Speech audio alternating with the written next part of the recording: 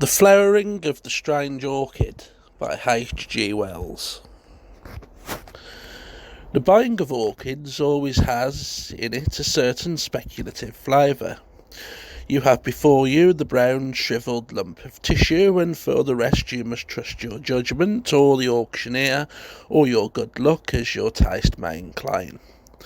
The plant may be moribund or dead, or it may be just a respectable purchase, fair value for your money, or perhaps, for the thing has happened again and again, there slowly unfolds before the delighted eyes of the happy purchaser, day after day, some new variety, some novel richness, a strange twist of the labellum, or some subtler coloration or unexpected mimicry. Pride, beauty, and profit blossom together on one delicate green spike, and it may be even immortality. For the new miracle of nature may stand in need of a new specific name, and what so convenient as that of its discoverer? John Smithia. There have been worse names. It was perhaps the hope of some such happy discovery that made Winter Wedderburn such a frequent attendant at these sales. That hope, and also maybe the fact that he had nothing else of the slightest interest to do in the world. He was a shy, lonely, rather ineffectual man, provided with just enough income to keep off the spur of necessity, and not enough nervous energy to make him seek any exacting employment. He might have collected stamps, or coins, or translated Horace, or bound books, or invented new species of diatoms, but, as it happened, he grew orchids and had one ambitious little hothouse. "I have a fancy," he said over his coffee, "that something is going to happen to me today." He spoke as he moved and thought slowly. "Oh, don't say that," said his housekeeper, who was also his remote cousin, for something happening was a euphemism that meant only one thing to her.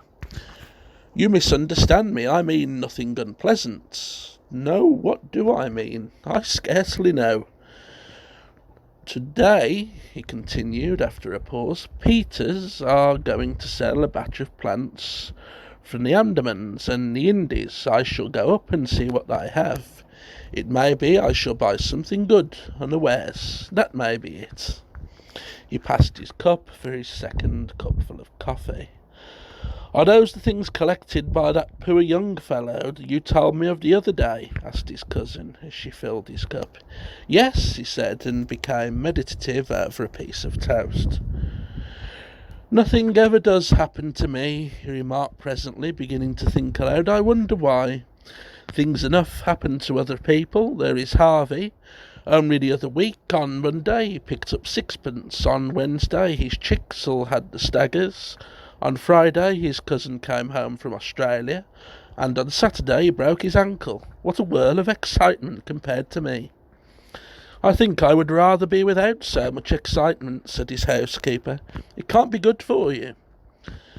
"I suppose it's troublesome. Still, you see, nothing ever happens to me. When I was a little boy I never had accidents. I never fell in love as I grew up, never married. I wonder how it feels to have something happen to you, something really remarkable." "That orchid collector was only 36, 20 years younger than myself when he died, and he had been married twice and divorced once. He had had malarial fever 4 times, and once he broke his thigh. He killed a Malay once, and once he was wounded by a poisoned dart, and in the end he was killed by jungle leeches. It must have been all very troublesome, but then it must have been very interesting, you know, except perhaps the leeches." "I'm sure it was not good for him," said the lady with conviction. "Perhaps not." And then Wedderburn looked at his watch. 23 minutes past 8. I am going up by the 11:45 train, so that there is plenty of time. I think I shall wear my alpaca jacket. It is quite warm enough, and my grey felt hat and brown shoes, I suppose. He glanced out of the window at the serene sky and sunlit garden, and then nervously at his cousin's face. "I think you had better take an umbrella if you are going to London," she said in a voice that admitted of no denial. There's all between here and the station coming back." When he returned, he was in a state of mild excitement. He had made a purchase. It was rare that he could make up his mind quickly enough to buy, but this time he had done so. "These are Vandas," he said, "and a dendrobe and some Paleonophis." He surveyed his purchases lovingly as he consumed his soup. They were laid out on the spotless tablecloth before him, and he was telling his cousin all about them as he slowly meandered through his dinner. It was his custom to live all his visit to London over again in the evening for her and his own entertainment. "I knew something would happen today, and I have bought all these. Some of them, I feel sure, do you know, that some of them will be remarkable. I don't know how it is, but I feel just as sure as if someone had told me that some of these will turn out remarkable. That one," he pointed to a shrivelled rhizome, "was not identified. It may be a Paleonophis, or it may not. It may be a new species, or even a new genus, and it was the last that poor Batten ever collected." "I don't like the look of it," said his housekeeper. "It's such an ugly shape. To me it scarcely seems to have a shape." "I don't like those things that stick out," said his housekeeper. "It shall be put away in a pot tomorrow." "It looks," said the housekeeper, "like a spider shamming dead." Wedderburn smiled and surveyed the roots with his head on one side. "It is certainly not a pretty lump of stuff, but you can never judge of these things from their dry appearance. It may turn out to be a very beautiful orchid indeed. How busy I shall be tomorrow! I must see tonight just exactly what to do with these things, and tomorrow I shall set to work." They found poor Batten lying dead or dying in a mangrove swamp, I forget which. He began again presently with one of these very orchids crushed up under his body. He had been unwell for some days with some kind of native fever, and I suppose he fainted. Those mangrove swamps are very unwholesome. Every drop of blood, they say, was taken out of him by the jungle leeches. It may be that very plant that cost him his life to obtain. I think none the better of it for that. "Men must work, no women may weep," said Wedderburn with profound gravity. "Fancy dying away from every comfort in a nasty swamp. Fancy being ill of fever with nothing to take but chlorodyne and quinine. If men were left to themselves, they would live on chlorodyne and quinine, and no one round you but horrible natives. They say the Andaman Islanders are most disgusting wretches, and anyhow, they can scarcely make good nurses, not having the necessary training, and just for people in England to have orchids." "I don't suppose it was comfortable, but some men seem to enjoy that kind of thing," said Wedderburn. Anyhow, the natives of his party were sufficiently civilised to take care of all his collection, until his colleague, who was an ornithologist, came back again from the interior. Now they could not tell the species of the orchid, and had let it wither. And it makes these things more interesting.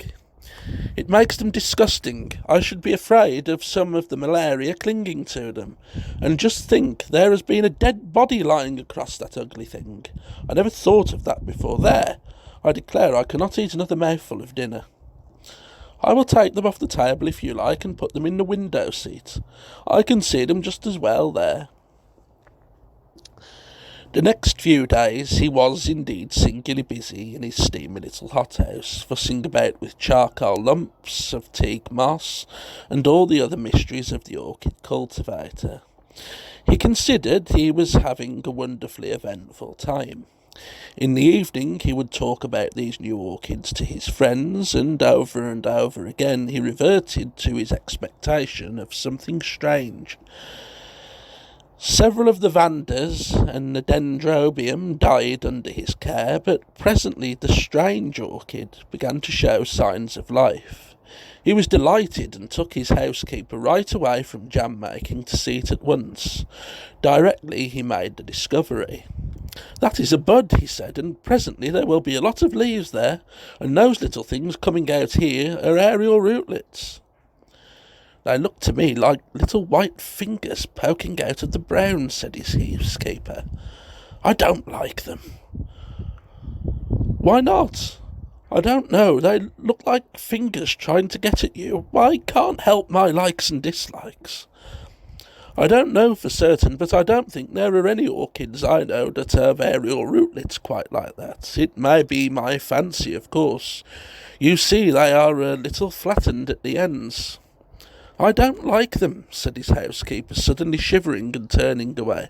"I know it's very silly of me, and I'm very sorry, particularly as you like the thing so much, but I can't help thinking of that corpse."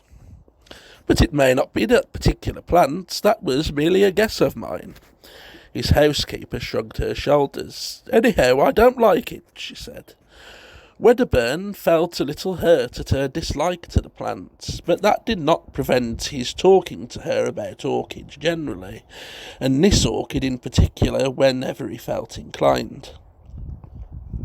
"There are such queer things about orchids," he said one day, "such possibilities of surprises. You know, Darwin studied their fertilisation and showed that the whole structure of an ordinary orchid flower was contrived in order that moths might carry the pollen from plant to plant. Well, it seems that there are lots of orchids known the flower of which simply cannot possibly be used for fertilisation in that way. So of the cypripediums, for instance, there are no insects known that can possibly fertilise them, and some of them have never been found with seed." "But how do they form new plants?" "By runners and tubers and that kind of outgrowth. That is easily explained. The puzzle is, what are the flowers for?" "Very likely," he added, "my orchid may be something extraordinary in that way. If so, I shall study it. I've often thought of making researches as Darwin did, but hitherto I have not found the time, or something else has happened to prevent it. The leaves are beginning to unfold now. I do wish you would come and see them."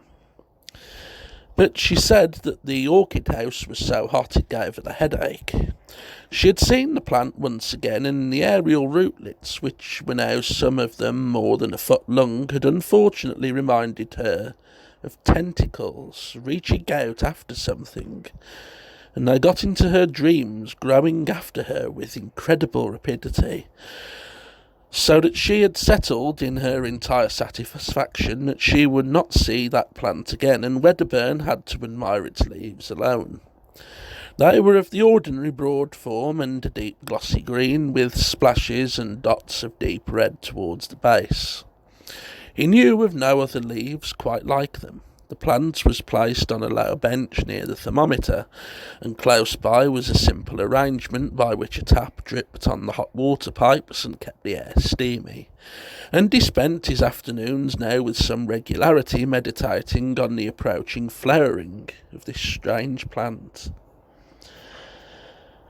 And at last the great thing happened. Directly he entered the little glass house, he knew that the spike had burst out, although his great Palaeonopolis lowi hid the corner where his new darling stood. There was a new odour in the air, a rich, intensely sweet scent that overpowered every other in that crowded, steaming little greenhouse.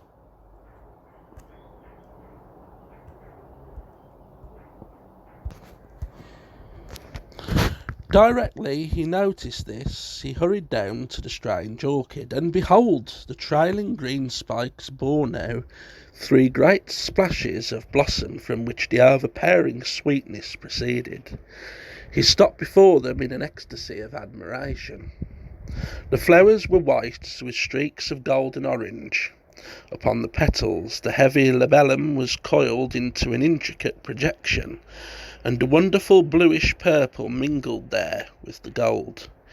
He could see at once that the genus was altogether a new one, and the insufferable scent, how hot the place was! The blossoms swam before his eyes. He would see if the temperature was right. He made a step towards the thermometer. Suddenly everything appeared unsteady. The bricks on the floor were dancing up and down, then the white blossoms, the green leaves behind them. The whole greenhouse seemed to sweep sideways, and then in a curve upward. At 4:30 his cousin made the tea according to their invariable custom, but Wedderburn did not come in for his tea. "He's worshipping that horrible Orchid," she told herself, and waited 10 minutes. "His watch must have stopped. I will go and call him." She went straight to the hothouse and, opening the door, called his name. There was no reply. She noticed that the air was very close and loaded with an intense perfume. Then she saw something lying on the bricks between the hot water pipes. For a minute, perhaps, she stood motionless. He was lying face upward at the foot of the strange orchid. The tentacle-like aerial rootlets no longer swayed freely in the air, but were crowded together, a tangle of grey ropes, and stretched tight with their ends closely applied to his chin and neck and hands.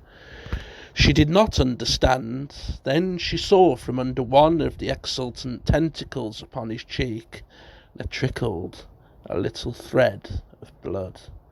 With an inarticulate cry she ran towards him and tried to pull him away from the leech-like suckers.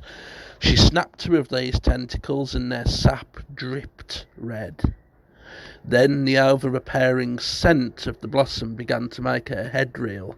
How they clung to him! She tore at the tough ropes, and he and the white inflorescence swam about her. She felt she was fainting, knew she must not. She left him and hastily opened the nearest door, and after she had panted for a moment in the fresh air, she had a brilliant inspiration. She caught up a flower pot and smashed in the windows at the end of the greenhouse. Then she re-entered. She tugged now with renewed strength at Wedderburn's motionless body and brought the strange orchid crashing to the floor. It still clung with the grimmest tenacity to its victim. In a frenzy, she lugged it and him into the open air. Then she thought of tearing through the sucker rootlets one by one, and in another minute she had released him and was dragging him away from the horror. He was white and bleeding from a dozen circular patches. The odd job man was coming up the garden, amazed at the smashing of glass, and saw her emerge, hauling the inanimate body with red-stained hands. For a moment he thought impossible things. "Bring some water," she cried, and her voice dispelled his fancies. When, with unnatural alacrity, he returned with the water, he found her weeping with excitement, and with Wedderburn's head upon her knee, wiping the blood from his face. "What's the matter?" said Wedderburn, opening his eyes feebly and closing them again at once. "Go and tell Annie to come out here to me, and then go for Dr. Haddon at once," she said to the odd job man, so soon as he brought the water, and added, seeing he hesitated, "I will tell you all about it when you come back." Presently Wedderburn opened his eyes again, and seeing that he was troubled by the puzzle of his position, she explained to him. "You fainted in the hothouse." "In the orchid?" "I will see to that," she said. Wedderburn had lost a good deal of blood, but beyond that he had suffered no very great injury. They gave him brandy mixed with some pink extract of meat and carried him upstairs to bed. His housekeeper told her incredible story in fragments to Dr. Haddon. "Come to the orchid house and see," she said. The cold outer air was blowing in through the open door, and the sickly perfume was almost dispelled. Most of the torn aerial rootlets lay already withered amidst a number of dark stains upon the bricks. The stem of the inflorescence was broken by the fall of the plant, and the flowers were growing limp and brown at the edges of the petals. The doctor stooped towards it, then saw that one of the aerial rootlets still stirred feebly and hesitated. The next morning the strange orchid still lay there, black now and putrescent. The door banged intermittently in the morning breeze, and all the array of Wedderburn's orchids was shrivelled and prostrate. But Wedderburn himself was bright and garrulous upstairs in the glory of his strange adventure.